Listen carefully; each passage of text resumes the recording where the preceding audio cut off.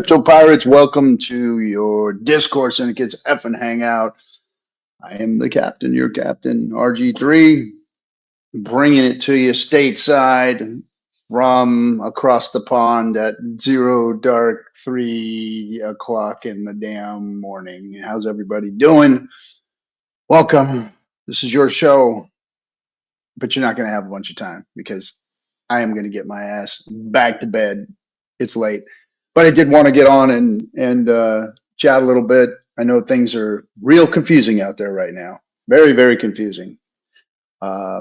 Everybody seems to be confused. A lot of people, making some crazy mistakes, doing some weird stuff. Yeah, I've never seen the space so discombobulated since I've been here.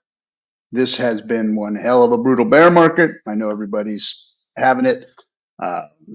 The political climate, the geopolitical climate, the macroeconomics, the global macroeconomics, everything's up in the air. And what's going on in crypto, what's going on in this ecosystem is just very confusing, very confusing. But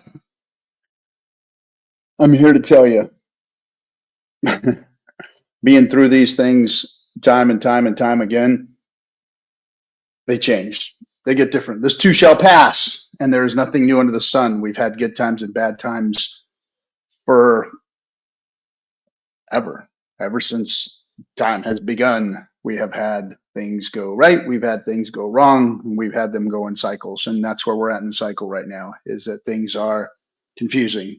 Things are all over the place. So just hang on, hold yourself in there.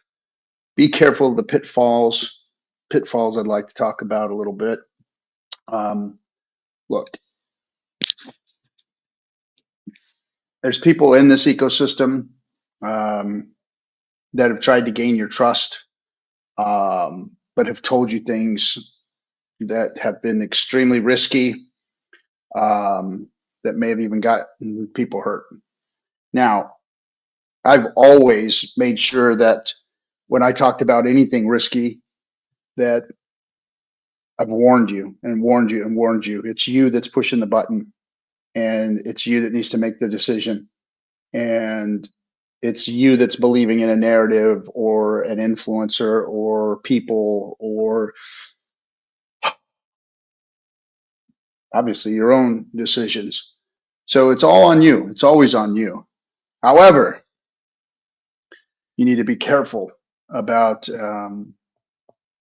pushing that damn button. I've only ever been able to 100% promote anything and say that I thought it was good or a wise decision to get involved, and that was with Hex. Everything else is experiments. Everything else is cutting edge. Everything else is the wild, wild west. Everything else is coulda, shoulda, wouldas. And even though, you know, what Richard has laid out before, you know, Hex was the premier coin. I thought it was, I didn't thought, I know it is the thing to replace Bitcoin. I knew that it was the crypto that was fully decentralized that we'd been waiting for a long time. I've been in the space since 2014, invested in it. I saw it come out in 2010. I ignored it, walked away from it, said, nah, not something for me, you know? I mean, literally, and I was able to invest, you know, in the early days if I wanted to, but I didn't in the beginning. Didn't get involved until 2014 and seen ups and downs and scams and a bazillion scams and things come and go. And you know, until finally somebody started talking about real DeFi and real decentralization. That was Richard. And I thought that he was the one who was going to actually do it and bring it, and he did. So Hex has been working flawlessly all this time, and we should definitely be talking about that and the value of that and utilizing it for what it is, because a lot of people aren't utilizing it for what it is. That's all we talked about ad nauseum for the first you know, year Hex was launching before it even came out with Richard, you know, talking about it and coming on this show and talking about it with all of us, what it is, you know, uncovering T-shares and understanding what they are. We did all that here first, telling people what it was, and blew it up. And all the Hexicans did well, who did get in and stake and utilize the technology for what it was. And I am not apologizing for any of that. Now, we've had a lot of people, a lot of projects, a lot of things that were built on Richard's ecosystem, a lot of things that were built around it, come through this channel, come through us, and speak to you. Now, Discourse Syndicate was made just for that, for the whole community, for everybody to come in here and speak their piece and not shill anything, but be allowed to speak. And for people who opposed it or didn't like it or whatever, it was also for them to speak and to do it in a way that we could have decent, rational conversations so that we can all understand these things, instead of hype and fucking Pokemon hats on our heads and doing all this weird shit, you know. I have my own persona. I'm not gonna, you know, bust anybody for their personas or whatever, or their comedy or any of that other stuff. But when people become caricatures or become entertainment or become try and be strong and wrong, that's when you got to start being careful. You know, we've never done anything here, or I've never done it because I'm here by myself now. There was a time when this thing had, you know, when Discourse Syndicate had 6, 7 shows on it. We had streamers all over the place. They've all gone off and done their own things. And now here I'm here by myself. I knew that there were going to be better streamers, but I've warned you about them all. I've warned you about the grifters. I've warned you about people who are fucking lying to your faces. I've warned you about people that try and make you push the fucking button. I've warned you. And that's okay. You know, for some reason, you guys decide to listen to them instead of me. And I've always said, hey, these things are cutting edge. Be careful. Yes, cool tech. Yes, even things that I've brought in here that I've said, hey, I'm getting behind this, but don't buy it. Get on, get on the research wagon and go do your own stuff, because these things go, you know, to zero and freaking zero to zero in 1 second. So anyway, I see it over and over and over again, especially in this community, especially in crypto right now, where we're all just eating ourselves, stealing from each other's back pockets, the hackers, all that stuff. It's just, it's hurting people. And people are in a position right now where they can't afford to be hurt. So again, for those of you out there who stuck it out, good on you. Keep doing it. For those of you who are hurting right now, for those of you who are getting wrecked by all of this and you're getting angry, don't take your anger out on the community. Don't take your anger out on crypto. It's a bad look. It really is. Realize that this is what it is. Crypto, I've always said it. Don't be so proud and feel so freaking confident about this little thing called crypto, because it can go away in just a second. Especially right now, you're seeing political climates that can change on a dime. Flip the switch and this thing can go bye-bye, or something can come in and replace it and say, nope, this is the bad one, this is the good one. That's where we're at right now. You do understand that. You do realize that this thing can flip on a dime. And if you've got your whole life invested into it, you might want to rethink that. I've been able to continue to keep longevity because, look, man, I've been my whole life working and taking care of myself and hedging for all of this stuff. I'm in crypto because it's a side gig for me. It was something that I was interested in. It was something that I thought might give me the ability to go out and help others and bring something to the market and to my generation that can help them because they were getting so wrecked. I never came into this thing thinking that it was going to, replace my income or pay for all of my expenses and this and that and the other. Even though it's far exceeded all of that, I've been hedged. I've been hedged from the beginning, and I can go if I had to go back and do anything again, I could. Fortunately, I don't have to. I'm traveling now. I'm obviously out of my studio. I'm in Europe, and still trying to spread the word and trying to find ways to break into other communities, get out of the crypto community. Which I'm not leaving you guys. I don't want to leave you guys. I'm just trying to expand and figure out how we are going to break into other communities, especially going out there and high-fiving and handshaking people and talking about crypto in spaces that we don't usually speak to them in. So anyway, with that, thanks for showing up. Thanks for coming. Let's say hi to everybody in the chat room. Hey, what's up, Fast Abdul?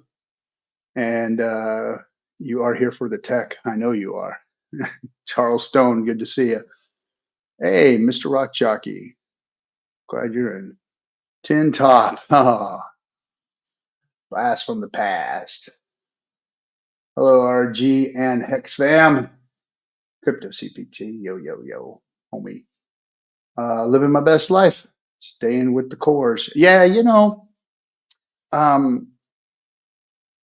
can't go wrong. You can't go wrong with Hex. E-Hex, P-Hex, both of them, in my opinion. I still think, there's, and it's my thoughts. This is another one of those gray areas where just some dude on the internet is saying, hey, I'm thinking that, one of the sound bets is E-Hex. Why? I've always said that. When everybody flooded E-Hex, I said, no, that's not right. First of all, that's Richard's first project. That was Richard's first baby. That was his thing. He never killed it, never said anything ill of it.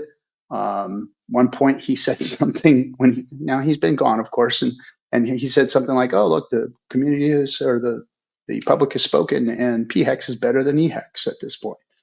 And people took it as, kill E-Hex. It's, oh gosh, this community sometimes. But why would you want to kill something that's the same as something else just because it's on one chain, or especially when the one chain is more popular than the other chain? Doesn't make sense to me, especially on an asset that's going to be very, very rare, very, very desired, very wanted. I mean, some of you guys have forgotten that. Like, we don't run around saying Hex is better than Bitcoin for no reason. Why would you do that? Why would you disparage something that was the greatest crypto in our hearts and minds ever to be developed? And then we're going to fight it. We're going to say something bad about it. Didn't make no sense to me, especially since it's such a rare asset, and especially since the people from Ethereum have the value, especially since the people from Ethereum is who we want, especially the people from Ethereum who were not dependent, but gracious or glad that they're building tech that we get to fork into this chain, that we get to bring into this chain, into PulseChain. Richard just posted about it. His last few tweets was just that. He's been tweeting about, hey, Ethereum, get up off your ass. Hey, Ethereum, get to work. Hey, what are you doing? What are you guys doing? Because Ethereum does. They've got workers. They've got people doing shit. So they just came out with a new security protocol. Laid it all out there. Richard tweeted that. Good stuff. So why would he want E-Hex to be dead or worthless, or you know what I mean? Doesn't make sense. So of course we should be looking at E-Hex the same as we look at P-Hex. Always have, in my opinion. I think that it's the best value because it's cheaper, and it's the cheapest way to use a T-share right now too. As far as dollar for dollar, you coming in right now trying to get T-shares. Well, E-Hex is the way to get those T-shares for cheap. And again, one of those things we don't talk enough about.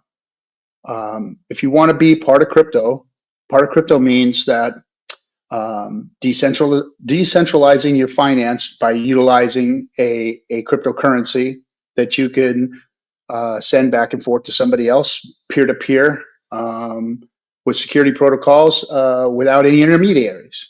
Cut out the middleman. That's all Bitcoin is. That's what Hex is. Only Hex has an amazing feature.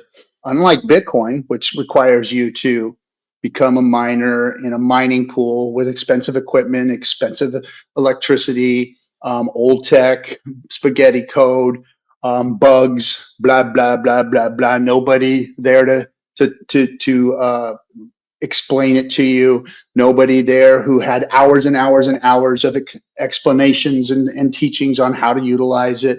A community that got behind it and explained everything to everybody. There is nothing about Hex that you can't find either on this channel, Crypto Coffee's channel, all the old OGs that were out there talking about Hex and staking from the beginning. All have the information. There is nothing to figure out. There is nothing new. There is no surprises, zero surprises. Hex is what it is, meaning that you dump all of that mining protocol, all that bullshit from Bitcoin, and now you become the system, which is the most important part of crypto.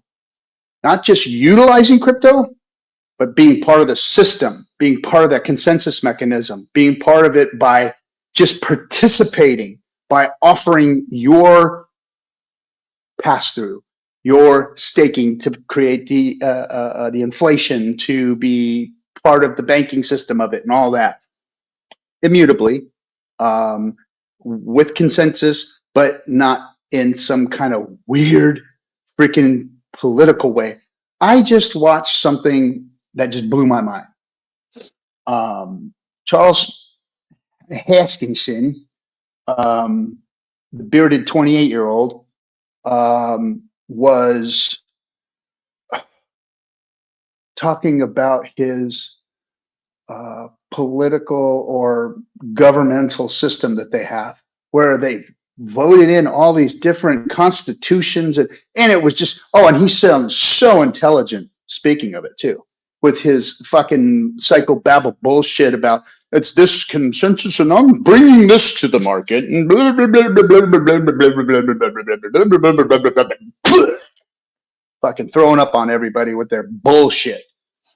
There's no kings here, but we have this whole constitutional, political, fucking mental masturbation bullshit that they were putting out. I couldn't believe it. I was like, where is this coming from? Well, why are we having to put all of these mechanisms in place to run a blockchain? It's simple. It's a stupid freaking Excel spreadsheet on the internet. It's not even a good Excel spreadsheet. It's slow. It's dilapidated. There's better technology out there. Trust me, there is. But people want to use crypto to do it. So because we have speculation, because we have people coming into this place, they think that it's something super duper special. And especially guys like Charles Hexichan gets to go out there and talk about, how fucking smart they are. I don't know. I don't get it. Richard did it very simple. Very simple. Charles and all the people that built Ethereum made a good decentralized platform for people to build on. Richard forked it, added some cool stuff, and said, "Hey, well, whatever you guys are doing, we're gonna do it over here because we're gonna make it to where we're at EVM also, so we can use that technology. Anything you guys come up with, thank you, cool, appreciate you guys." Richard's always high-fived them, hands up to them, said thanks, and they've done that. They've passed their technology over to us because we can fork it over, right? So I don't understand why it's gotten so complicated and difficult. Hex is not complicated and difficult. Again, like I said, it allows you to participate. Why or how? By staking. Staking is your way of being a miner, just like Bitcoin. It's a better Bitcoin. You don't have to buy mining hardware. You don't have to be part of a Chinese pool in order to mine Hex or to be part of the system to bring the inflation into the system. You don't have to. It's yours for the taking. All you got to do is have Hex. Because you have Hex and because you have either some Pulse or some Ethereum, which is the gas to go out and do things with, then you can be part of the system, meaning you stake it. When you stake it, You get T-shares. Those T-shares represent your time and your amount of hex out in the ether there that have been burnt. They're gone. Now you have T-shares. So all kinds of cool stuff in there, and that we can get into and talk to about people that don't know what this stuff is all about, which we probably should be, because now we're talking about mythological fucking unicorns that are out there that Richard could or could not be involved in, you know, and we're getting away from the core, which is staking your hex and putting it out in the future. And had you done that, you wouldn't be having to worry about this monster dead ass bear market. You'd be, whatever, c'est la vie. I got stuff out there forever. It'll be good in the next, 10 or 15 years, provided crypto's still around. So anyway, participation, being able to participate. That was it. Amazing. Fucking Richard did it. And then he gave us PulseChain, said, okay, Ethereum wasn't working well, we'll do it over here and we'll build a better Ethereum. Now, it's arguable that PulseChain is better than Ethereum. I've always said, again, PulseChain, PulseX, all that's suspect. It's still suspect. If you're pushing the button on that, if you sacrifice for that, you took a risk. Period. End of story. I thought that Hex was the best risk-off crypto that you could probably get yourself into, and everything else is risk-on. And it goes down the line as far as I'm concerned. I think that PulseChain is probably the most after Hex as far as risk aversion, and PulseX comes right after that. And then, of course, you have Ink Token and all those things, and everything built on PulseChain. A lot of them are failures. Even stuff that I've been involved in failed, and mostly because people get greedy and people do stupid shit, and whales get involved, and people YOLO in, and whales see that and they take your money.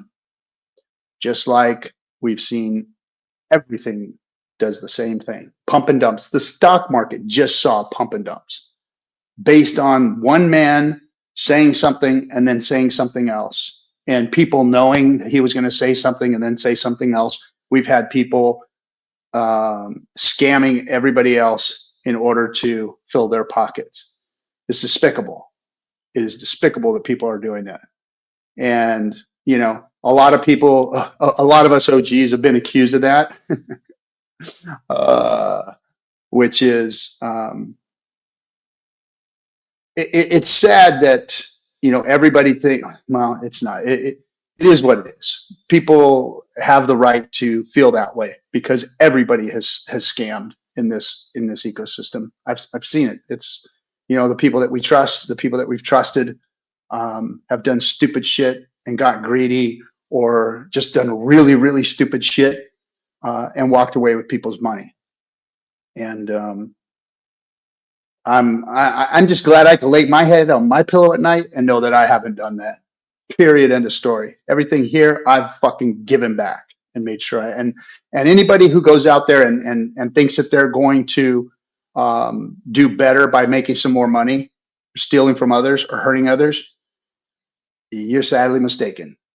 Because I'll tell you what, eventually it's going to eat a hole in your fucking heart. Eventually it's going to mess with your mind. Eventually, you're going to have to continue to feed on other human beings in order to make yourself feel better about yourself. It's going to be the nicer car you have, the better watch, the hotter chick, the this, the that, the other, that is going to try and fill that hole that you're creating in your own fucking heart by doing this shit. I know this. I spent most of my life, more so than I did when I was a person addicted to a horrible life, changing that, turning that around, becoming a different person, being a man of my word, being somebody of integrity, and not being strong and wrong, and trying to teach others this and helping others climb out of their hole or fill the holes that they've been creating in themselves. And I'm telling you, I've seen it 1,000 times, 1,000 times. And that's why I'm still here and most of you motherfuckers are gone. And most of you have walked away. Even all the shit you've talked about me and the things that I've done, I know that I'm doing things the right way. I know that I've never given anybody a raw deal or hurt anybody. I've only tried to assist, tried to help, tried to put back into the system. And the things that I have brought to the table, I've tried, and other people have failed, or I have made inaccurate decisions on trying to bring those people's products or those people's things into this ecosystem to help because they either failed or they scammed people. And it's yeah, it is what it is. So again, be aware of everybody, including anything that I say. And the decision in the end is for you to push that button. Let's go back into the chat room. Say hello. Hex is better than Bitcoin. Living my best life. Yep. I consider most as one of the cores. Sure. A core meme. There you go. A core meme. I mean, meme coins are people, my friend. Meme coins are real too, right? I have a right to go to a closed toilet, not a glass see-through toilet like some cray artist in the Netherlands. Logic 33. Hey, Sandy Peach, my lady, welcome. Most is the best meme pump tires coin. Okay, I haven't even mentioned most, but I do I do see a point in it being part of the system. Let's see. This channel should have live viewers of at least high hundreds by now. Yeah, we've always kind of had an average view. Look, I'm not that guy. You know, I'm not the guy that's entertaining. I'm not the funny guy. I'm not. I've always kind of just kept it real here. I've always given people a platform to speak, to do, but always came with disclaimers. Always came with disclosure. Always came with, hey, you're going to get what you get here. I bring my knowledge and my wisdom and my years of experience in life. That's what I bring to the table here. And some people choose to listen. Some people choose to be mentored by me. Some people choose to meme me. Some people choose to hate me. Some people choose to dismiss me. That's fine. That's up to you. Everybody gets to do what they want to do, you know? And that's what this space is about. If there's anything of value here that I add, then great. And the community has spoken. I am to stay where I am at, doing what I'm doing, and I'll keep doing it until I feel that I've done an adequate job here. You know, my specialty is in-person events. My specialty is getting in front of people and being real with them and talking to them about their issues, their wants, needs, desires, what they want to do in this system. I think that Hex is going to help a lot of people, especially my generation of people who need this. I think that my generation of people is what's going to help crypto become legitimate. Why? Because you need our money, because you need our numbers. You need the boomers, you need the Xers, you need leadership, and you need money.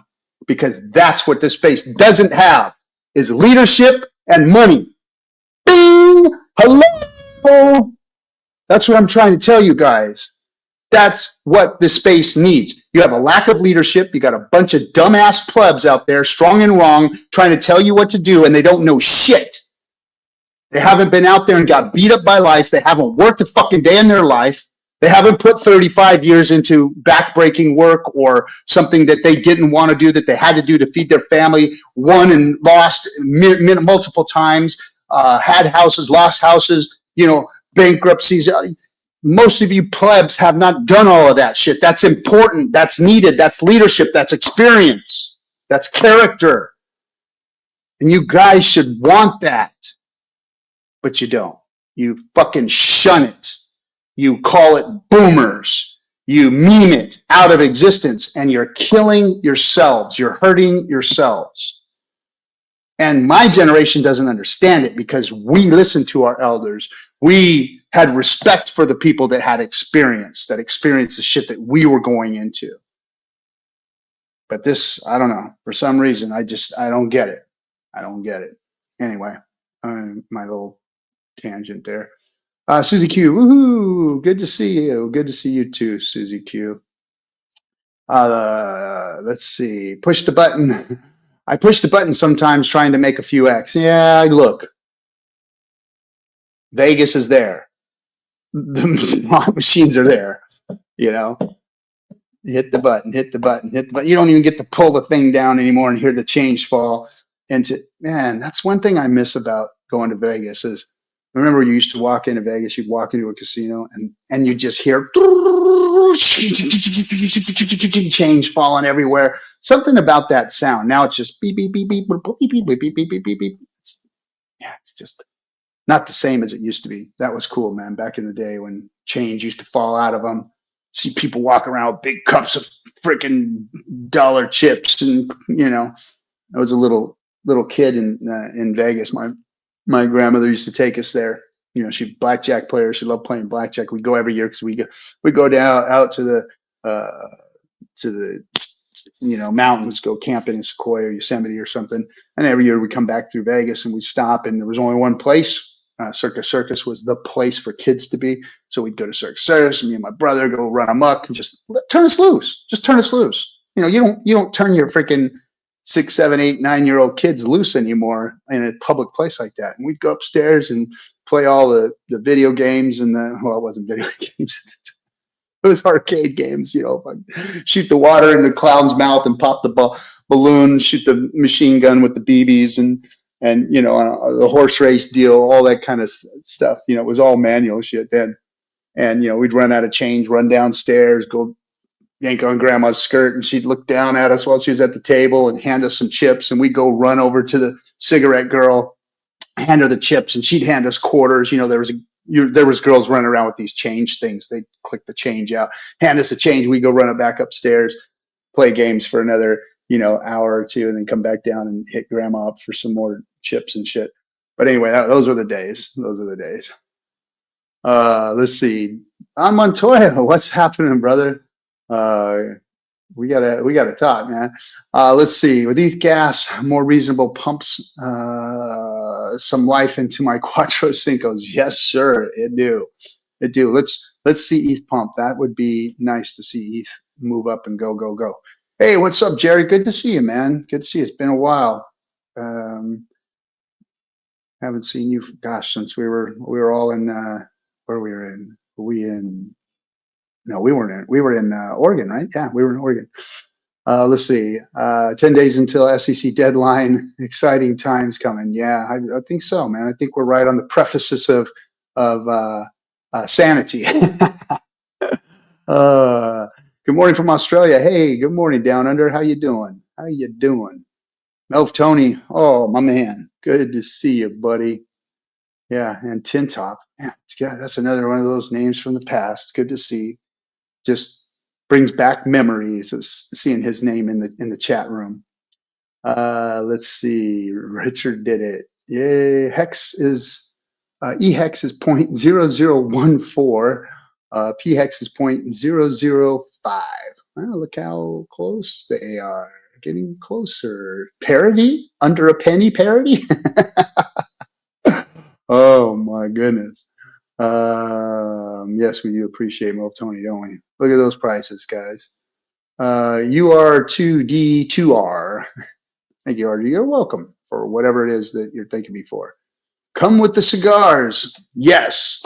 I'm going to be doing a cigar show. Me and some of the Hexicans that are into cigars, we're going to do a cigar and crypto chat, and we're going to start breaking into the cigar world. My in-person events are going to be moving to beauty salons, gyms, private gyms with trainers, and now cigar lounges. I'm going to be going into cigar lounges and talking crypto.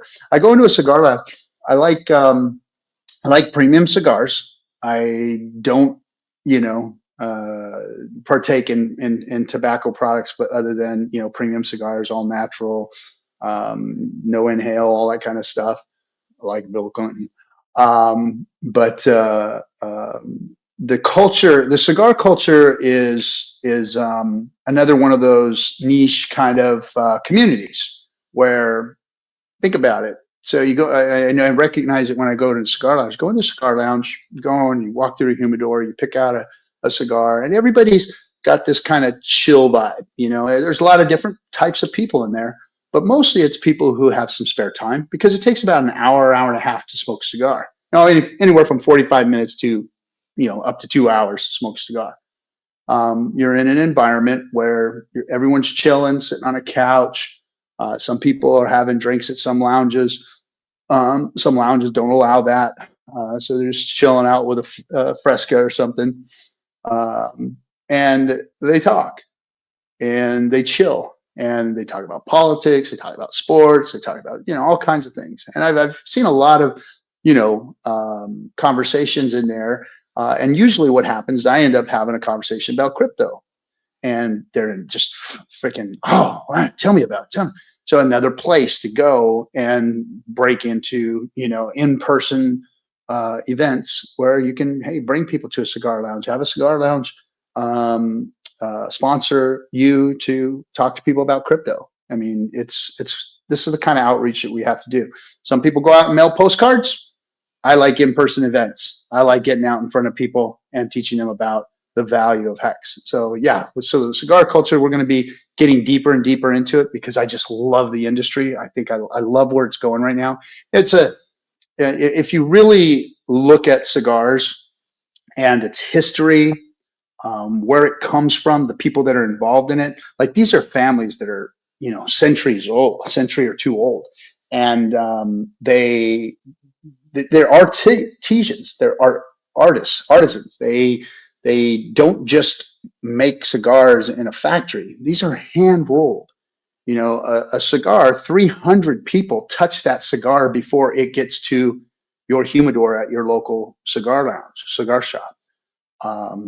There's actually a YouTube film out there called 300 Hands, and they talk about this and how this is done. I mean, this tobacco from seed to smoke is like, I mean, it goes through a process and it goes through a tradition process. It goes through some serious care, from the packaging and the different types of wrappers, the history of where the tobacco came from, the Native Americans who brought tobacco to the world because, it's a sacred plant to us. It's ritual. It's basically, if you were to put it in like a religious term, it's kind of like the Eucharist. In the Christian faith, there's the Eucharist, the bread, and that whole thing.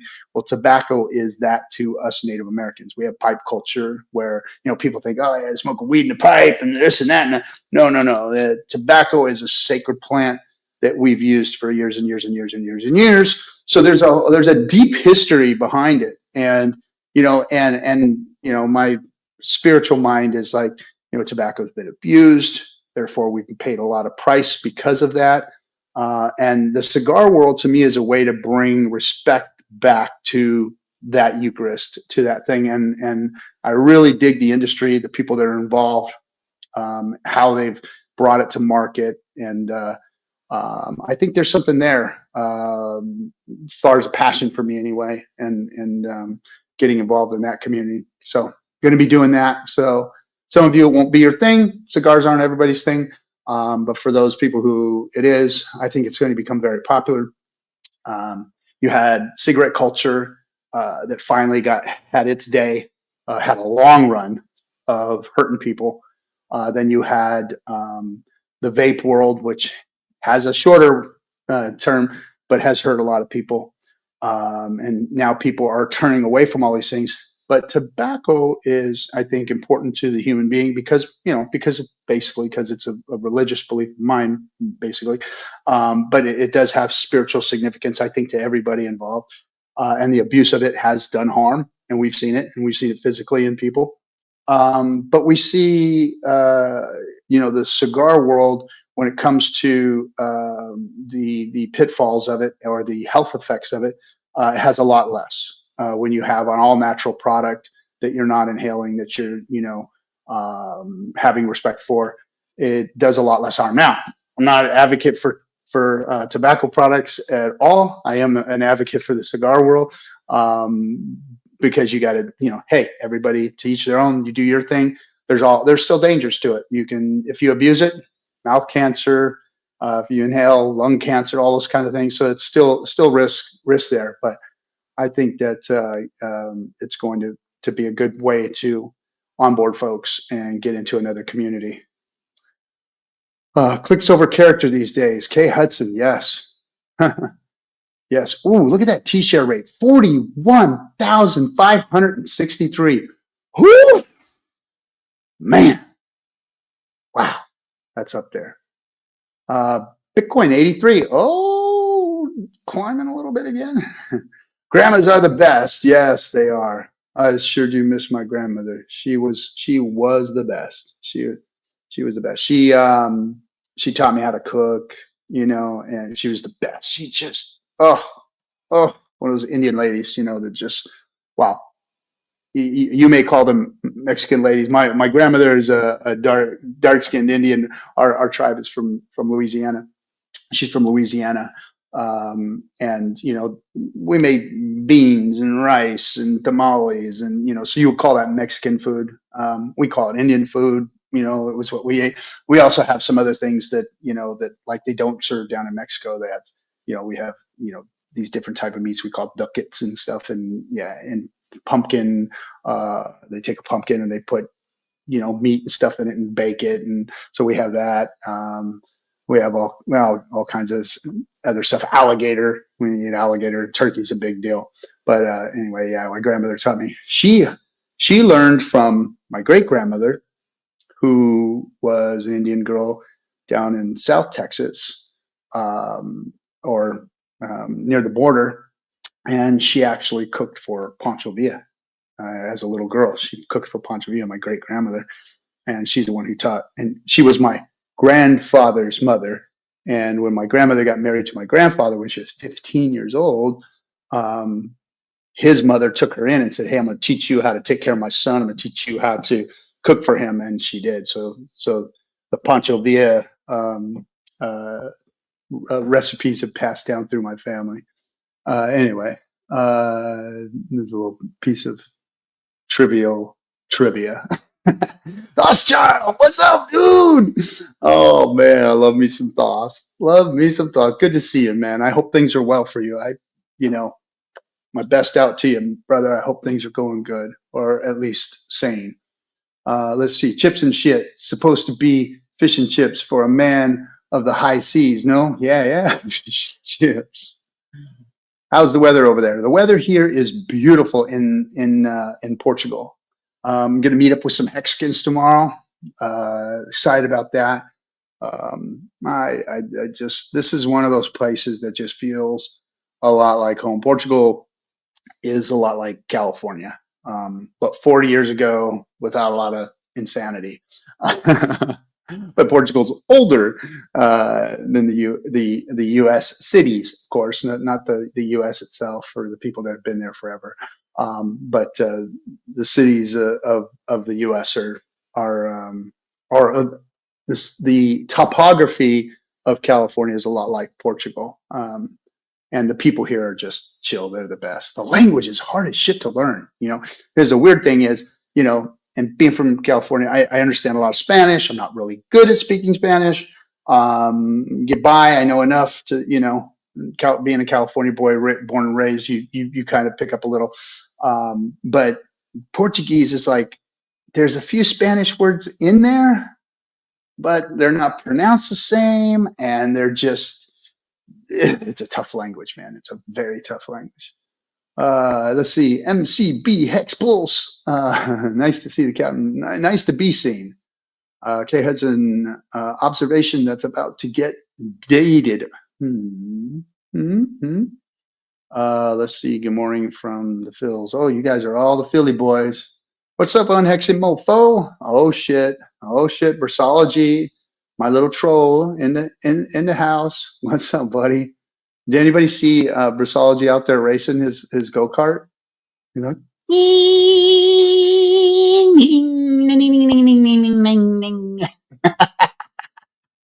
Good job. I'm gonna go watch you race, dude. Let's go over there and watch you race. What's up, Lights Out? How you doing, buddy? Good to see you, man. Who else? Let's see if we got some. Let's see. Here we go. Dasha's got something. Tomahawks, as you know, Captain. Split a skull. build a yurt and cipher up some chill. Many ESP later were hollowed out to be double as a pipe. That's potential duality. Oh, man, you're talking some deep stuff there. Yes, sir. Yes, sir. Yeah, pipe culture is, you know, sacred to us from the eastern side of the or I would say the Plains Indians. So from Louisiana, that whole area there, all the way up to the Dakotas, where the buffalo ranges were, you know, where the Great Plains are. They said, you know, the buffalo trampled all that down, and back and forth, up and down the country, and the natives chased the buffalo up and down. And that whole area there is pipe culture. East Coast, not so much pipe culture. They've got different types of governance systems and spiritual beliefs and things. And then, of course, all the West, you know, is kind of a hodgepodge of mixes of things. But yeah, let's see. The giving tree of crypto. Hey, what's up? Hey, are you Richard Hart in disguise? What do you make of these influencer tokens, Captain? Gosh, what do I make of them? What do I make of them? You know, and I've been told that, you know, stay away from this thing and everybody who's involved, because, you know, these are all people that I've watched give to the community. And I've watched a lot of them make mistakes, and I've watched a lot of them, you know, do their thing.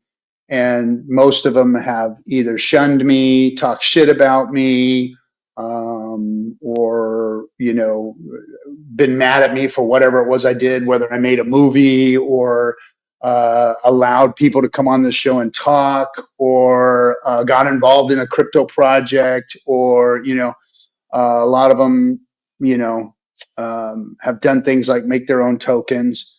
And again, it's your fault if you push the button. It's your fault if you buy into the narrative. It's your fault. I'm not going to blame them for doing what they do. Now, if it's out and out scam, if it's out and out ill will, somebody doing something wrong, then, you know, and here's the hard thing, is proving that. You know, how do you really prove it? How do you know who owns what wallet? For real, who owns what wallet? I can't even, I can't even talk about some of these things because there's investigations, legal issues, things going on with this stuff. This is serious shit, people. This stuff is serious. People have been really hurt. People have lost and been robbed hundreds of thousands of dollars from people doing ill will things. People being greedy, people being stupid, people not knowing what it is that they're doing, inadequacy, all that kind of stuff. And then there's out and out people that are just scamming and robbing people and breaking into their computers and robbing their coins and robbing their wallets and using technology to steal instead of make the world a better place. And a lot of these people who have that talent, fucking shame on you. You dirty, rotten, lousy sons of bitches out there using your gift, the thing that you learned, your gift, to go and rob from people. That hole that you're digging in your own soul is never going to be filled. You will fucking sleep in torment for the rest of your life. And that money that you stole will be fleeting. It will go away and you will fucking suffer for it. I promise you. You dirty fucking thieves. Grifting people like that. Oh, it heats me up because I can't, and I wish I could talk about some of these things, but there's legal issues involved in all of this. And, you know, and there's people being tracked down by the FBI and white hat hackers and all this other stuff that are trying to find out some of these people that are robbing and stealing from our community, because we have hackers in our midst and they're preying on you guys. So be very, very careful and stay tuned. Let's see if we frog march some of these motherfuckers into jail. That's what I want to see. I want to see them fucking go to jail. Because what I really want to do, I can't. Because I'm an adult now. Anyway, so that's how I feel about people making coins. Beware. And if somebody fucks you over enough times, if somebody does the wrong thing, so look, if somebody does the wrong thing, what's the saying? Screw me once, shame on you. Screw me twice, shame on me. That's my ethos. My father taught me that a long time ago. And that was when I was a young kid, when I'd fuck up and do something wrong. He'd said that to me. And when he said, screw me twice, shame on me, I knew I was done. I was done for. That meant Dad was fucking done. That I was going to pay the price for that. That I had lost his trust. I had lost everything because I fucked up. And he was not going to allow me to do that again to him. And that's how we should all be acting, especially in this space. Give people that rope to hang themselves. That's how trust is built. There's a book I like called The Speed of Trust by Stephen Covey. And everybody should read it. Everybody. I don't care if you're an entrepreneur, if you're a business person, if you're not, if you're in crypto, whatever. The speed of trust is important because you can't keep a closed door all the time. You can't close your door. You can't open your heart and mind and everything to another human being without giving them your trust. Now, of course, you have to have discernment when doing that, and that's what this book talks about: is the equation of trust. Trust is an equation, and you have to give it in order to receive it.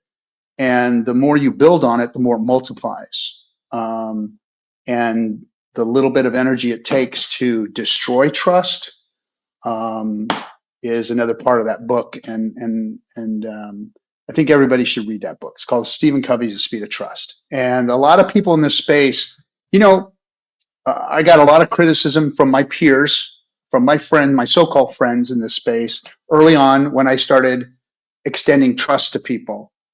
And I extended trust to the dregs, the worst of us, the degens, because everybody has value. Every human being has value. And in order to create something, a relationship, a synergy, a community, you have to open up and give that trust to people. And when you do so, you open yourself to risk, but you also open yourself up to the world of that other person and the value that they have that they can either extend or create by synergizing with you. So that's why it's important to give that trust. And people didn't like that I did that early on or that I do that often. But it is fool me once, shame on you, fool me twice, shame on me. And you don't get to do that over and over and over again. So extending trust is just as important as being careful and not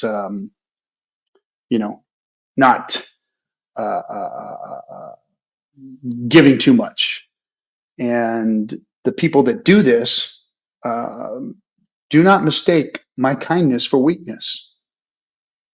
I will give you that chance, but once you've done it, once you've wrecked it and not tried to build it, because trust can be built back, of course.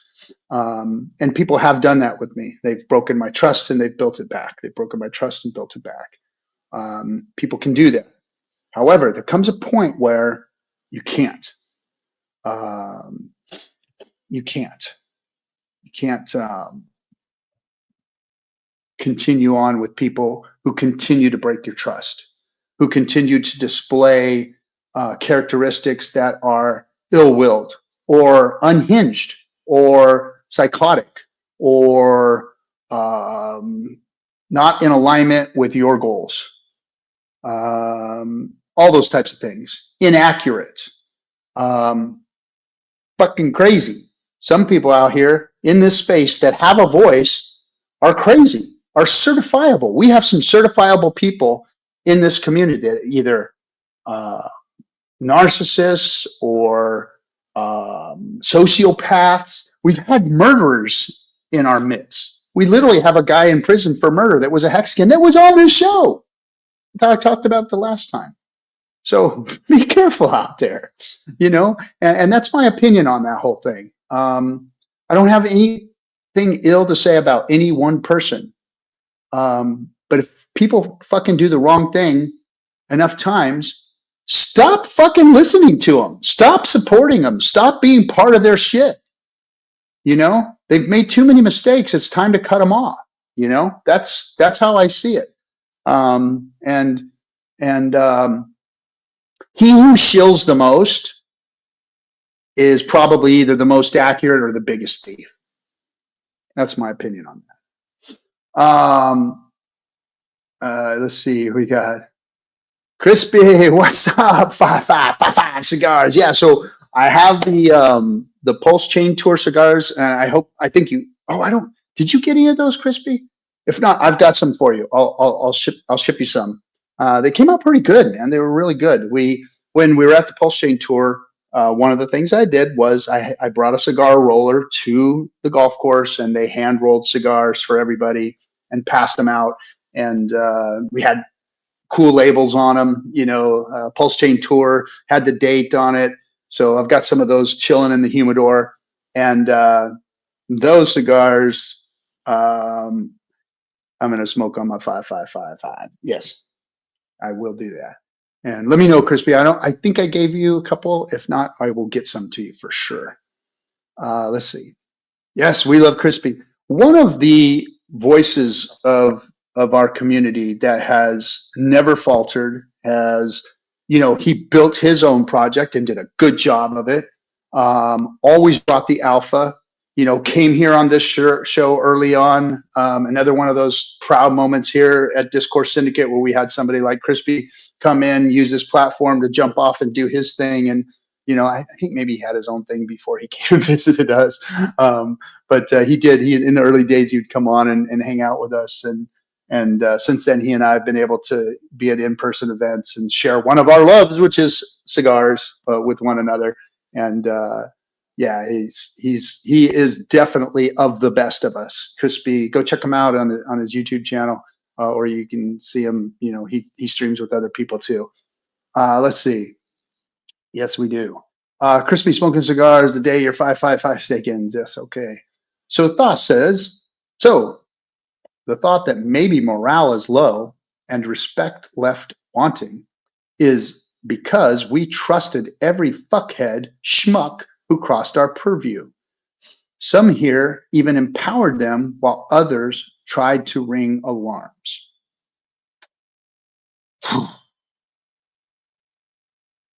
I must say that I fell short of ringing alarms. Why?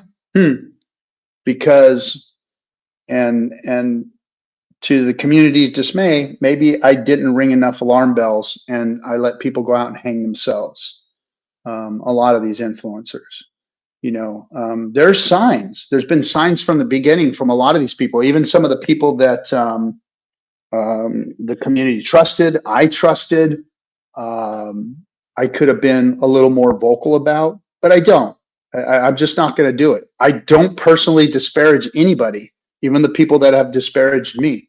If you got beef with me, yeah, we can talk. I usually talk to the issue itself or to the people's comment itself without actually bringing that human being into the mix, because I don't want to get into tit for tat with people. That's not what this is about. If they've got something to say about me or they got something to say about what I've done, then I'll speak to that. But I have nothing to say about them personally.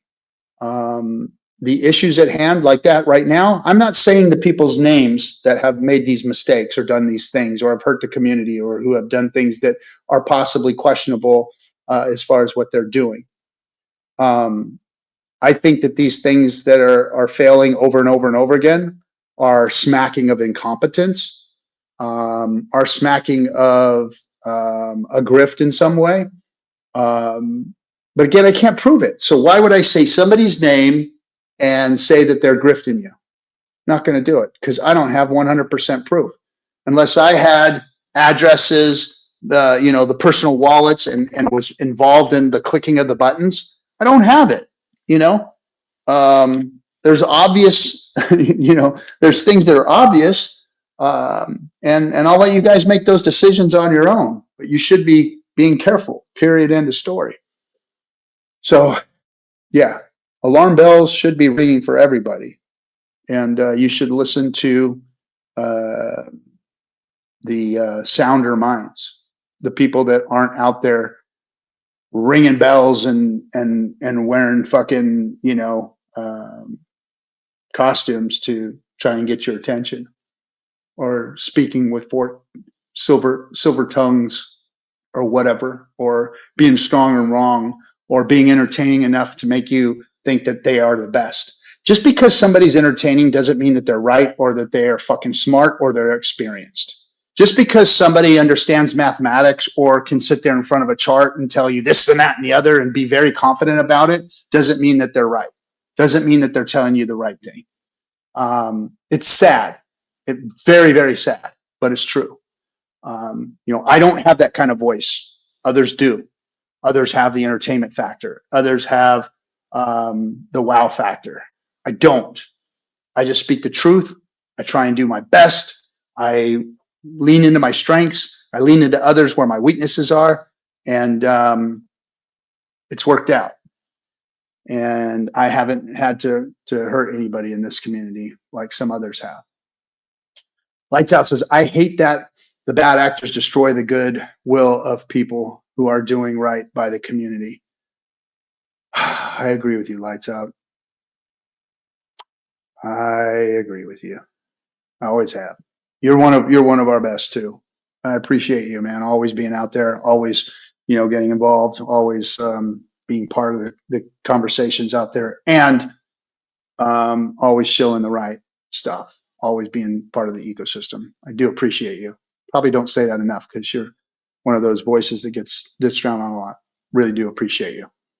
Versology, you're making me blush. Oh boy. He's on one today. Oh, crispy man. Look at, he's on one. My bris. OG Hexicans setting the bar for the community. Hey, cryptographics. Thanks, bro. That's the best thing I've heard anybody say about the OGs, which I always find that term very strange when we're only talking about 6 years. Like I said, I've got underwear older than that. So thought so. Yeah, but listen to you. Circumspect. These other motherfuckers double, triple down, bro, for real. They do, man. And that's like the world today. Like, be wrong, be exposed, and then say it again. And say it again until motherfuckers start believing you. Or you've made the people that are going, what? Wait, what did you say? Finally quit because you've said it. Oh, you said the lie, you've said the grift, you've done the thing so many times. Those people get tired and just fucking walk away or give up. And they just continue to grift the people that are, willing to listen, lemmings, want to hear your narrative, want you to be right, want you to feed into their bullshit that they're buying, because there's nothing better than that. Like, one person who's strong out there is feeding my bullshit narrative and making me feel better. That's what the world we live in today right now. It's like, feed me bullshit so that I can believe in my bullshit. I need to believe in something because that's the way people are. I get you, Thos. I get you, man. Always have. G-Money, no. Barry, no. Man, those guys. Oh, gosh, those guys. That was one of the reasons why I walked away from the I forget the names of all the fucking events that we had. When I walked away from that, I was did the first event, in Vegas. And in my opinion, it was a success. We were happy. We didn't need to get any crazier. And then the next one got crazy. People started wanting to make money. They put themselves close to $1 million budget on the thing. And I was, I'm out of here. This is fucking crazy. This is not who we are. This is not what we're doing. This is not scaled to the size of the community. This is not bringing value to the community. It's going to be a grift to try and make money. And I wouldn't participate. I didn't. I got criticized. I got called a coward. I got called every name in the book. I had, you know, idiot fucking rapper influencers coming at me sideways because I didn't support that thing. And then when it went south, I was called and asked to support that thing, and T Money and them buried dude, and they just grifted the whole community. And you know, once again, I didn't get involved. It wasn't my thing, not my circus, not my monkeys. So I've scaled events. I've brought value to the Hexicans by doing the PulseChain tour and the events, and put my money and my mouth where it, you know, where it mattered. I guess that's anyway. Do with that as you will. You're amazing, RG3. Oh wait, we all funked out. Own it. Some not so much. Yeah, I agree. You're amazing, RG3. Good. Oh, thanks. Hey, appreciate you, man. Thanks for the kind words. Thanks you speaking from your heart on it, dude. Yeah, man. I mean, that's the only place I can speak from, because up here, all I have is a bunch of experience.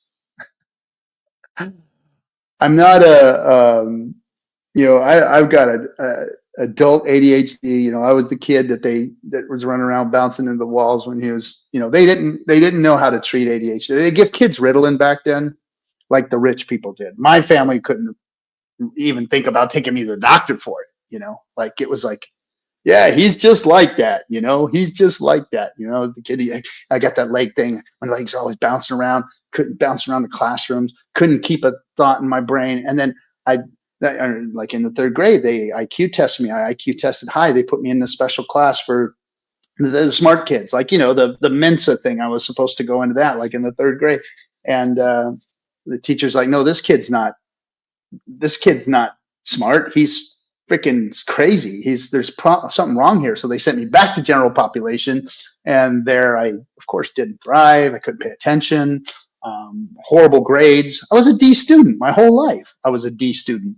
Barely got out of high school. The only reason I got out of high school is because they wanted me to get the fuck out of town, join the Marine Corps. So they let me come back to school my senior year to do 7 classes, two college courses at night, in order to get out and go into the Marine Corps, so I can get out of the hood. You know, I had to get out of the wood, and to protect my own life, my family's life, and everything else. I had to get out of Inglewood and join the Marine Corps. And so I finished school in my last year by the skin of my teeth, and the fact that they just wanted me out of town. And that's how I got out. But anyway, that's just, I don't have the book smarts. Now I have the ability to learn. I have the ability to figure this thing out, and through my experiences, apply it here. And that's what I do. And that's how I've become successful. And that's how I've become help to the community. That's how I've helped build relationships, because I understand that kind of stuff. A lot of you don't. You know, another book, How to Win Friends and Influence People. Most of you need to fucking read that. Serious. How to Win Friends and Influence People. And it's funny, a lot of you are sitting there probably laughing, or it bounced off your fucking skull and you didn't hear it. You didn't hear what I just said. Read that fucking old ass book. Read it. You know, I later on in life had to start learning things because I didn't learn things as a young man. I didn't become a human being until I was about 28 years old. That's when I stopped drinking and drugging. That's when I started changing my life. That's when I started becoming a regular human being. And I started reading. I started trying to educate myself in the best way that I could, because, you know, school wasn't going to be a thing that I was able to do. So I educated myself. I read good books. I was mentored by good people. I was helped along the way. And one of the best books I ever read was How to Win Friends and Influence People. And it took the street out of me. It took my attitude out of me. It changed the way I communicate with folks. It changed the way I react to other people. And it led me on a path to other books that have changed me over time. There's still something inside me that wants to fucking take care of your ass, but I digress. I keep that under wraps. I utilize the skills that I learned later on in life to know that I didn't have to bring the street into my regular everyday life. And that book was one of the things that helped me. And some of you should read it. Some of you need to read it. Some of you better read it. How to Win Friends and Influence People by Dale Carnegie, I believe is who did that one. Is it Dale Carnegie? I think so. Yeah. And another one, Speed of Trust by Stephen Covey. Another good book. Those two books are must reads. Oh yes, we got some plus marks and some percentages in the last 30 days. In the last 60 days, we've got some P-Hex price percentage move ups. Thanks for that, Mel Tony. That is a little ray of sunshine. You just kind of kicked a Joseph Goebbels quote there. The lie often enough yawn. Exactly. It's like, see that? What's funny, bro, is that I hear and I regurgitate these things when they resonate with me. I'm like, oh yeah, I get that. Like you've seen that your whole life, right? Like you've seen the dude in the neighborhood that did that. Like, and such did this. And when he did it, such and such did this, such and such did this, such and such did it. And then that lie gets spread so many times that it ends up that homeboy was the one that everybody believes now because he said the lie so many times, man. And you're like, wait a minute, how do people believe in this dude, man? What's going on here? So, yeah, man, we didn't even have a fucking chain yet, for Christ's sakes. Yeah. What was that in regards to? Yeah, I think we're back on the where we're talking about that. This market, let's see, Phoenix Walker, how you doing? Let's read what you got to say here. This market cycle took down a lot of people. Yeah, it did. Some of my friends too. We need the green candles. We'll change the whole tone. We'll change the whole tone of the community. The hockey stick is around the corner, darkest before the dawn. Yeah, it's that kinetic energy where when the market's down and then it hits the bottom and it bounces on the bottom. Just like any time in history, if you look at markets when they're down or things that go wrong, as things go down, as things go wrong, they always come back. Always come back. Even during the Great Depression, people thought that the Great Depression was the end of the world, so much so that people were committing suicide by the droves. Families were splitting up so that they could survive. Kids were left alone because the parents couldn't take care of them anymore. It was horrible. It was the end of the world as far as a lot of people were concerned. And look at where we've come back to from there. Look at history. There's nothing new under the sun. I say this to you guys all the time. This too shall pass. All these little cliche sayings out there that are, little positive affirmations and whatnot. They're true. They're true. And you just got to hang in there long enough, go and do as much of the right thing as you can, help as many people as you can, and eventually things will get better for you. Things will get better. And I know that sometimes it feels like that. But again, it's the darkest before the dawn. And I'm not going to say that it's going to happen right now. I'm not going to say it's going to happen, period, because anything could happen. Could you imagine looking in history, 5 years from now and going, remember the double bear market? Oof. Do we remember how horrible that was, the double bear market? It's a possibility, guys. That's a possibility. And I know I just fucking shuddered everybody right now. Like, oh, it's a possibility. Is it likely?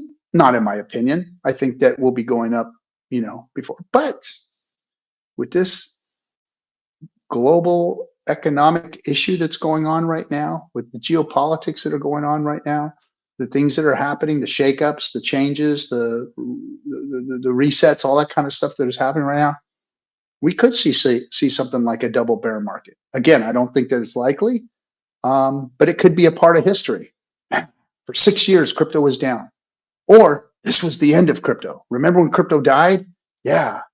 So, hey, we don't like to talk about it, we try and be little positivity princesses around here, but it's a possibility.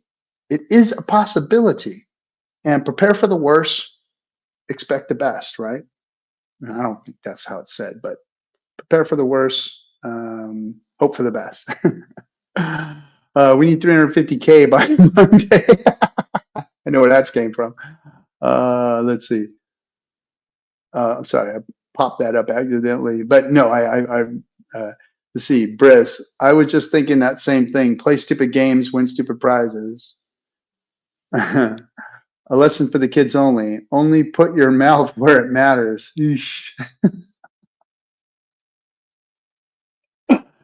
Yeah, I say some things around here.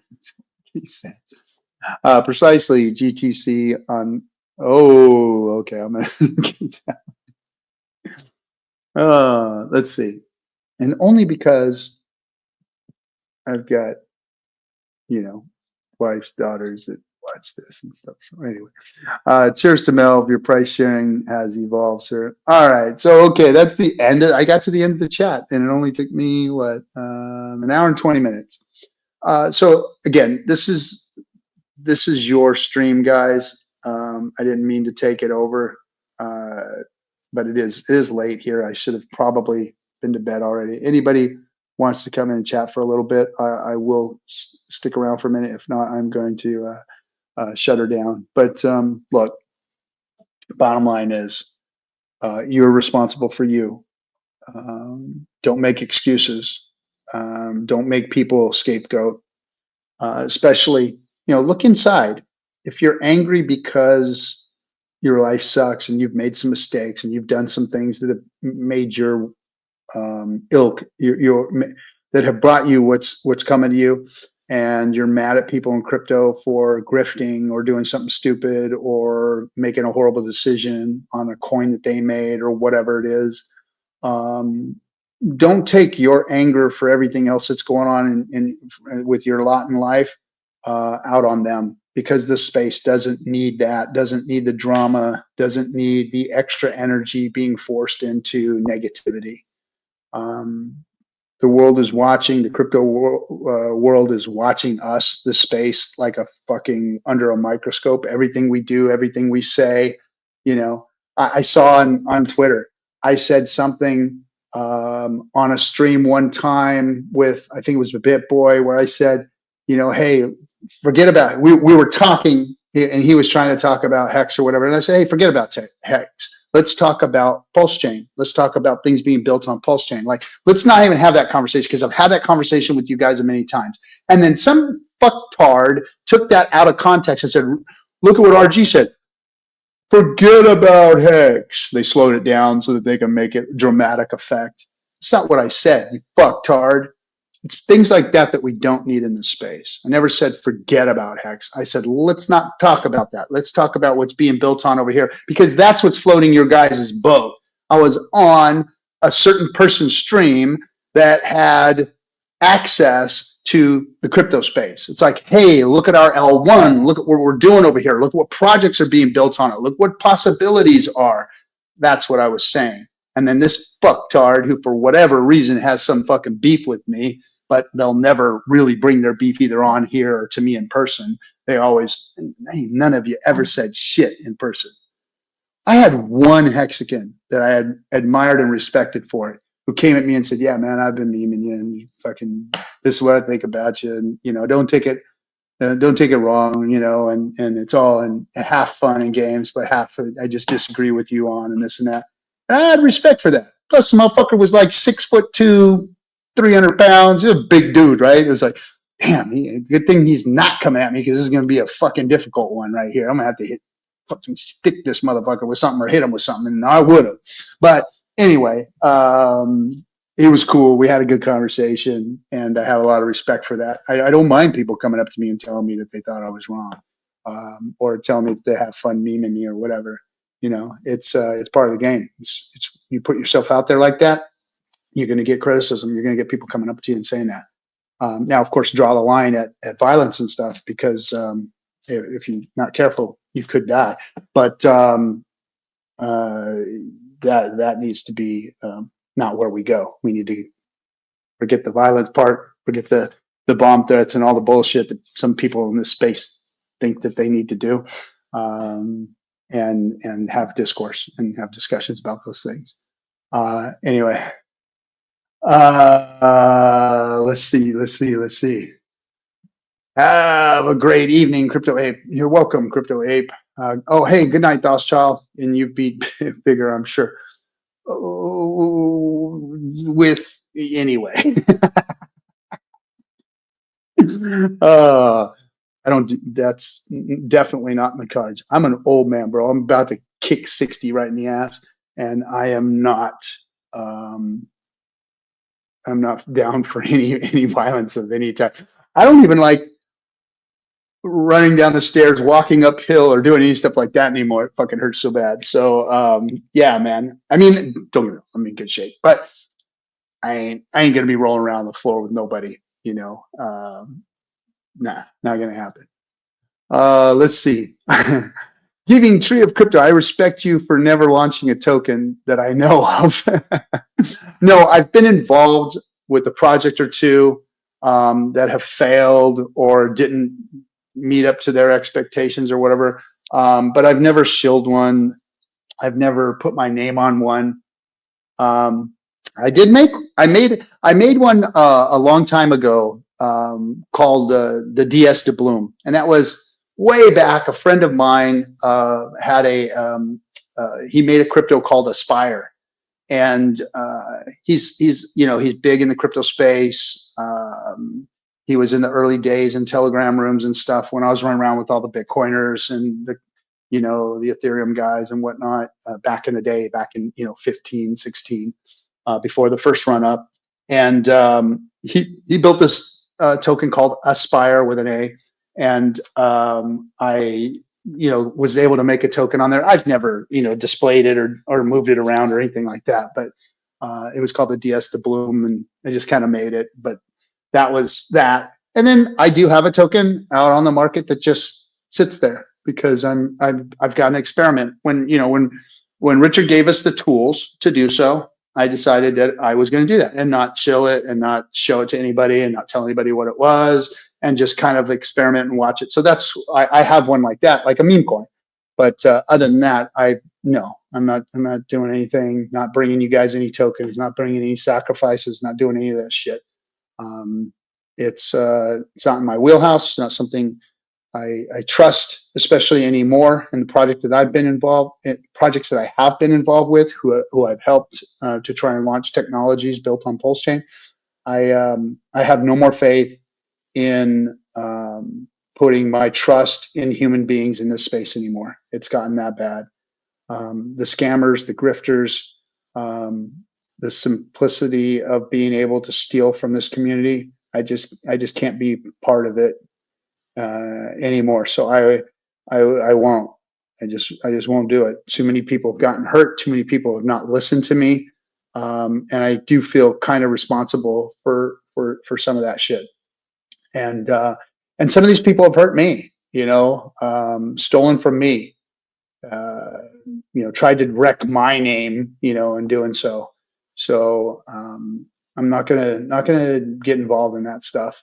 I believe that we've got what we need with the new security protocols coming out, with the political climate that we have leaning into crypto, with the tools that Richard Hart has given us, with Hex and Pulse and PulseX. I think we have everything we need. I'll let the other people go and build all the buy and burn protocols and the tax tokens and all this stuff. I'll let other people go do that, and I don't need to be involved in them.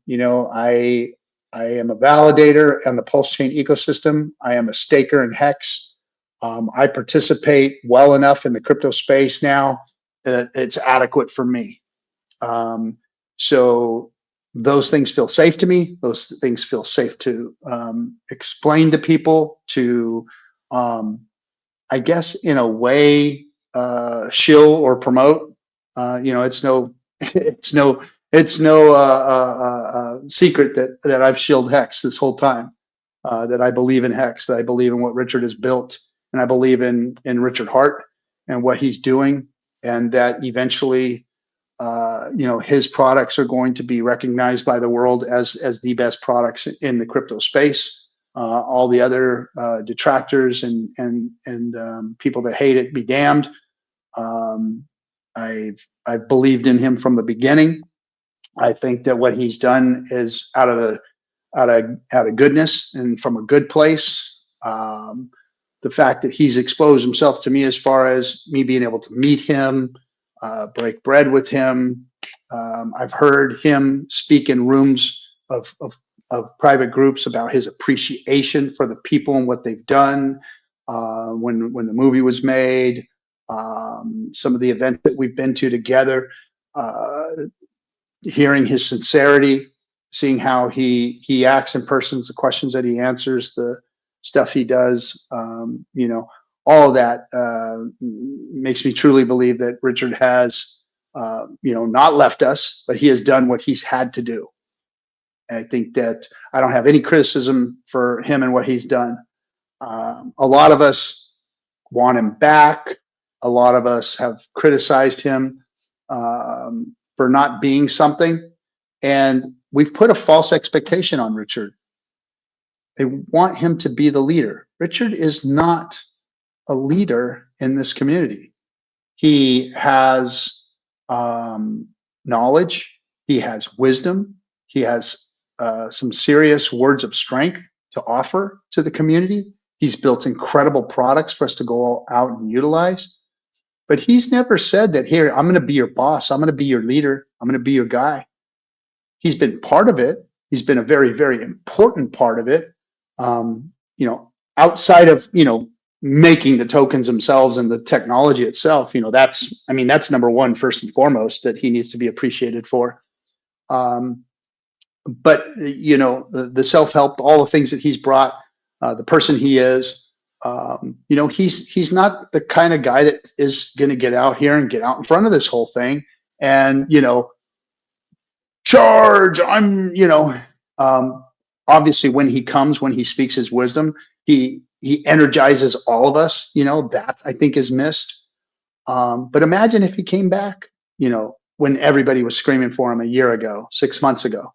What's he going to do? Waste all of his energy on trying to motivate you people, motivate us, make us happy, telling us continue to sit in the bear market and deal with it. What good could he have really done? Richard needs to be here during green candle time to move that kinetic energy. Once this thing does release, once we do go into a bull market, having Richard behind it is going to be fucking awesome. Like, could you imagine, the kinetic energy that's being built up in this deep, deep bear market being not only shot into freaking outer space, but backed up with Richard Hart coming back and speaking truth to power and motivating all of us and passing on his wisdom, his knowledge, his experience, maybe even new stuff that he's built while he's been, down here. I mean, wow, it's going to be insane. And the fact that he's going to come back jacked, yoked, skinny, looking freaking fly. Come on, man. I know that he's doing that. I know he's taking care of himself, and I know he's going to come back and surprise the shit out of all of you. Right, Richard? Oh, let's see. Let me answer a couple more questions here. Looks like I got a couple more. What's up, Captain? Looking forward to our hangout soon. Yeah, man. Yes. Where do we go from here, RG3? Well, we do go up. Well, we could go down. You heard what I said. This could be the end of crypto. This could be a double bear market. Those are worst case scenarios, right? Likely, no, but possible. Possible, definitely possible. So we need to keep that in mind, that those are possibilities, and to prepare for that. And hope for the best and prepare for the worst. That's where I think we go. We prepare ourselves and we get ourselves ready for that other thing I'm talking about, the magic carpet ride. Richard getting behind the kinetic energy of this next bull market that could catapult us into heights that we've never seen before or even imagined. We did not imagine 56 cent hex, guys. We did not imagine that at all. That was out of the question. That was moon math. Now, there were people that said stupid stuff like $1,700 hex. We had one freaking crazy dude and another crazy dude in the community that showed up for a little bit and was literally psychotic. Ended up like in somebody else's house, you know, rummaging through their refrigerator just because he was psychotic. And, you know, and we lost him too. He was, dude had millions of followers because of some YouTube video he did on an iPhone or some shit like that. I don't know. But anyway, he was a hex streamer and went absolutely cuckoo nuts. But anyway, I digress and forget what I was talking about. But that's where we go from here. We hope for the best and prepare ourselves for the best and also get ready for the worst. It could be one or the other or somewhere in between. But and I know that's like, it could go up, but it could go down. But I mean, that's where we're at. That's where we're really at. You know, what is this world going to do to us right now? We are in a very confusing place. And that's my phone calls lately to, you know, Hexicans and people that I know in the community. The phone calls like, RG, fuck, dude, man. It's like, I am so confused. And I tell them, I'm confused too. With all the years that I've been in markets, with all the years and experience that I've been in things that have gone up and down and sideways, being an entrepreneur, being a guy working for a living, all these things that I've done, I have never been more confused in my life as to where things are going, what things are going to look like, how this is all going to affect us. We're all in the same boat right now, guys. Everybody's trying to figure out where do we go from here. Just prepare for it all. Prepare for it all and hope for the best. And do everything you can to make sure that the best happens. And that means, again, we've got to be at the table, not on the table. Are you advocating for DeFi, or are you fiddle fucking around and trying to hurt other people, looking for the next fucking 10,000x in the bear market, grifting, listening to grifters, following stupid shit, watching stupid people do stupid things and winning stupid prizes? What are you doing? Are you wasting your time right now, or are you going, you know what? I know what Richard has built is going to do well. I'm going to prepare myself for this. If it's a double bear market or if crypto goes away, I'm not going to let it hurt me or kill me or destroy me. I will live to fight another day. But I am going to hope for the best and do everything I can to make that happen, meaning making this community look good, leaning into those people who are saying the right things, not over fucking stating the mission, not over hyping the mission, not acting like a fool out there. You know, sounder minds need to be in this space talking and doing things. So that's how I think we go from here. So the Giving Tree says, same, I've been disappointed too many times. I wonder how many of these projects would have happened if Pulse Hex already performed as well as they had hoped by now. Doesn't matter, right? Coulda, woulda, shoulda. You know, you should have this, you should have that, we should have this, it should have happened this way, it should, and before you know it, you should all over yourself. And can't shoulds. Just, it is what it is. We are where we are, and we got to move forward from there and plan for what could come. And always, always, always take care of yourself and yours and your family and everything before you lean into this crypto thing. Because guys, this is not real life right here. This is like teetering on the fucking cutting edge of oblivion, you know, putting your whole nest egg and everything into this. Be very, very careful. So Thanksgiving tree. Fox had one more thing to say. It says, I'm finna be chilling some super loving weather getting warm. I'm gonna say. Yeah, man. Love you, thought. Waka waka, peace. Oh yeah, see you, bro. Personally, because T Money stole 50,000 from me. Susie. Yeah, I know the story. I'm sorry that you got grifted by the bullshit. Congrats on sticking cookies in cookies.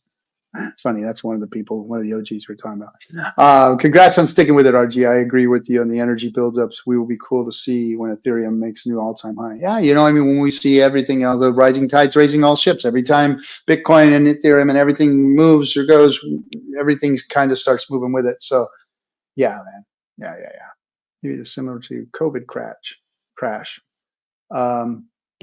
Yeah, could be. I like where you're going with that.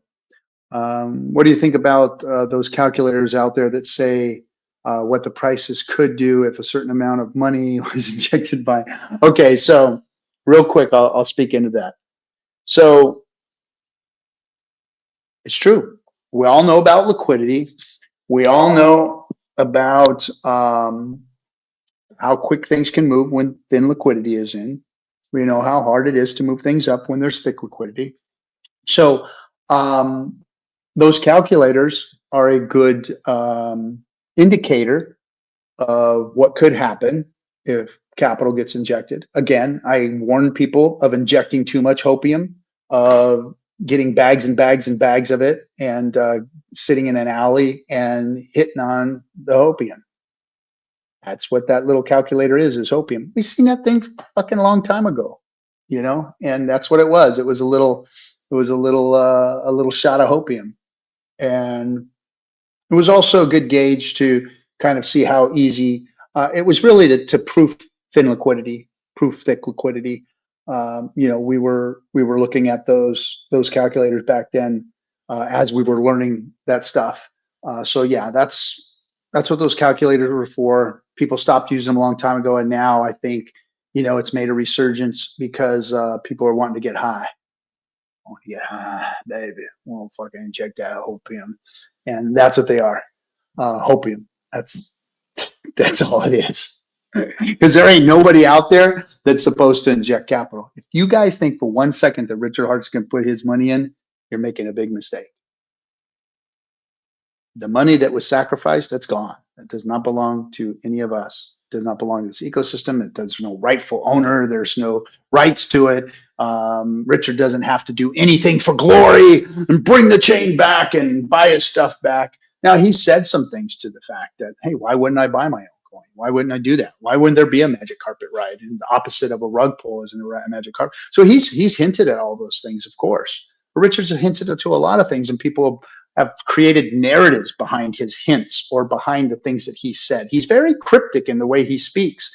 And I think that sent a lot of you motherfuckers into a tailspin and saying and becoming stupid shit because you're reading Richard's narrative. And then you have to make tokens and things to help people get unfucked from the things you got them fucked into.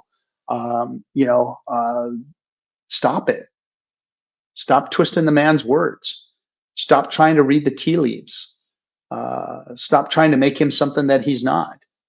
I'm guilty of it. I've listened to things Richard said and said, hey, what is he saying there? Because he does speak that way. He speaks cryptically a lot of times. And some of it's mumbo jumbo bullshit. A lot of times you read Sci-Vibe and it's obviously Sci-Vibe was done with his thoughts, with his narrative. And of course, SJ rewrote it and put it in a format that people can read better. But it's just the way Richard is. And I think it's a mistake for people to build narratives around that and try and use Richard's words against the community and to fucking read the tea leaves. Beware of that shit. And if people are doing it, I don't care if they're strong, if they're funny, if they're entertaining or whatever, that doesn't make them right. It doesn't make people right. It doesn't mean that they know something that you don't. Anything is possible. Don't get me wrong. Like this narrative that's out there about Richard doing something with stable coins and all that crap. And I'm not even going to say the name of that bullshit or who's shilling it or what they're doing. But you can buy into that if you want. You push the button if you want. And if it is true, if it is some weird kind of conspiracy, which I haven't seen Richard do any of the things that people said that he was going to do. From the early days all the way into now. Every time there's this Richard Hart narrative, Richard's doing this. Oh my gosh, he could be doing this. He could be doing that. Every time I've seen that, it's been bullshit. Been bullshit. So I'm calling bullshit on this one too. But I could be wrong. I could be wrong. I haven't been yet. Haven't been wrong yet. That's what's funny. I haven't been wrong. Have I been inaccurate? Yes, I have been inaccurate. But I have not been wrong. So anyway, that's what I think about all that. RG3 is a champion. I've got a work ethic that can't be stopped. I've been called worse things by much better people than you guys memeing me, you guys talking shit about me, you guys pulling up little snippets of me saying things. Look, I've been talking in this space for 6 fucking years. I'm going to say shit that you can take out of context. I'm going to say shit that's probably wrong or very, very wrong. You can do that with anybody. They do it with Joe Rogan. They do it with Elon Musk. They do it with Donald Trump. They do it with Joe Biden. They do it with all the people that have been out there speaking. And you can either dwell on it and let it affect you, or you just keep moving on because you know who you are, you know your character, you know why you're out here and what you're trying to do, and you don't let those things stop you. That's the only thing that I think I am, is I have longevity and I have a work ethic that if we were in, this is, if I'm in a competition or been asked to do something, I will die trying to do that. I may not win, I may not be the best, but I will die trying. Like, you ain't gonna stop me, you ain't gonna outwork me. You cannot outwork me. You can't beat me down harder than life has already beat me down. You can't hurt me more than the streets have hurt me, or I've hurt myself. The needles I stuck in my arm, the freaking people that have beat on me, the people that have stolen from me in my life, the streets that have taken from me. You can't do worse than the Marine Corps has done to me. You cannot do worse than what life has handed to me. So I keep going. This is fucking cakewalk for me. Crypto is a cakewalk. You guys are a bunch of I've never seen softer people in my life, to be honest. So easy to be hurt. So easy to go out and hurt other people. Never seen anything like it. This has been a crazy ride, but you will not beat me. I've already outlasted most of them. The best of your best, I've outlasted them or started before them, and I'm still here. And they petitioned, just this week they petitioned to get rid of me, kick me out. It's time to remove RG3 from the community. He is done. I got news for you. Fuck you, I ain't going no fucking where. You can't get rid of me. You can stop listening to me. You can talk shit about me, but that's it. That's all you can do. And guess what? Neither one of them matters to me, because there are people out there that I'm helping. There are people out there that need to hear what I have to say. There are people out there that I have not helped yet. The best of the best still hasn't gotten in. The biggest whales have not gotten into Hex. Do you hear what I'm saying, people? The biggest whales have not gotten into Hex yet. That was true 6 years ago. It's true now. The biggest whales have not gotten into Hex. This space is so young, so small, so much potential to be here yet. The biggest whales have not gotten in yet, and you're in before them. Remember that. Remember that as these times are hard. Remember that. That is the truth. I am speaking truth to you. When I said that there's going to be better streamers came. When I said we haven't seen our best days yet, better days came. I'm saying that now. We haven't seen the best days in Hex. We haven't seen the biggest whales get into Hex. We haven't seen global adoption of cryptocurrency yet, which is going to happen. We're going to see bigger adoption. That's my opinion. That's what I think. Now, could opposite happen? Of course, anything could happen. A fucking meteor could come down. Grasshoppers could start picking up machine guns and birds would stop fucking with them. All that stuff could happen. But they're not likely. They're not likely. Let's see. Almost done here. Give me a I think he was trying to tell us something with that butt hygiene chapter. Yes, that you all fucking stink. Everybody's ass stinks. Everybody's. Period. End of story. Don't ever fucking forget that. Everybody stinks. Great insight. Thank you for sharing. I hope so. What's up, Eves? RG3 has always been a real deal and still is. Monkey. Bro, we got to talk. Our cigar show is about to launch. Thanks, Monkey. Oh man. So if you guys don't know, he's my good friend. We've traveled around the world together. Actually, no, yeah, we've traveled around the world together, and meetup after meetup, and a few of us, like I said earlier, cigar smokers.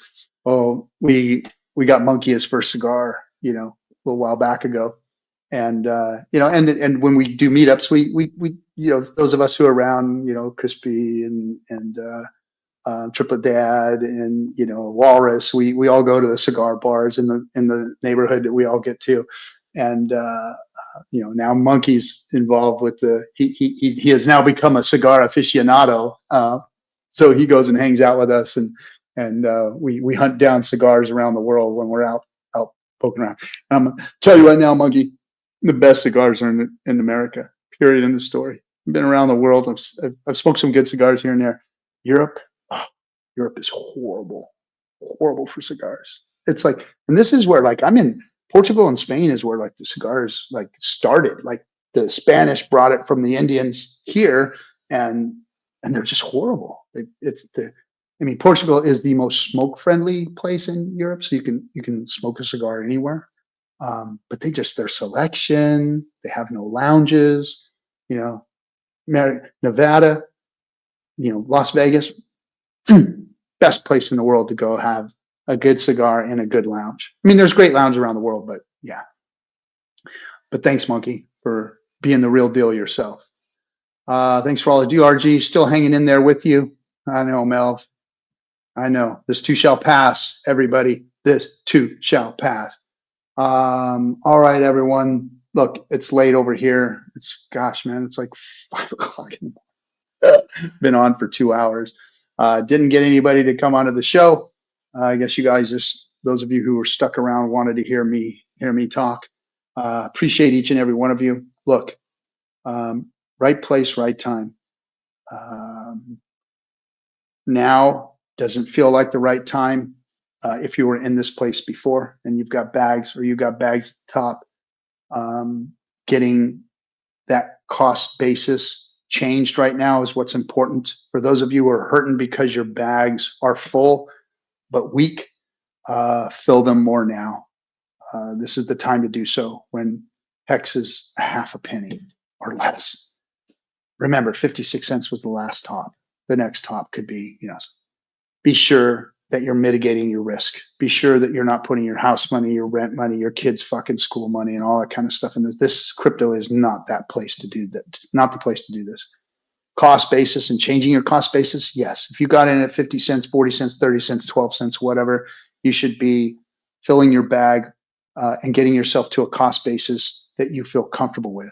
Meaning, if you bought at 40 cents and you're buying at a half a penny, do the math. I can't do the math, and I won't do the math online with you. Get your cost basis down from 40 cents and a half a penny, get it down to 3 cents, 2 cents, 10 cents, 12 cents, somewhere in there. Change your cost basis of what you got in at. Increase your bags. Become part of the system. Validate. Validating is cheap right now. And there's all kinds of, like Project Pi, there's all kinds of systems where you can go and cloud validate and do stuff where you pooled into validators. They've built all kinds of tools. There's a couple of different projects out there doing it. I like Project Pi. They're kind of like, I've watched them come from the ground up. Love those guys. They've done a fabulous job. So become part of the system. Mitigate yourself. Make sure that you're being careful about the buttons you're pushing, especially right now, because all we're doing is stealing from each other. We're just, remember, this is the Kalahari.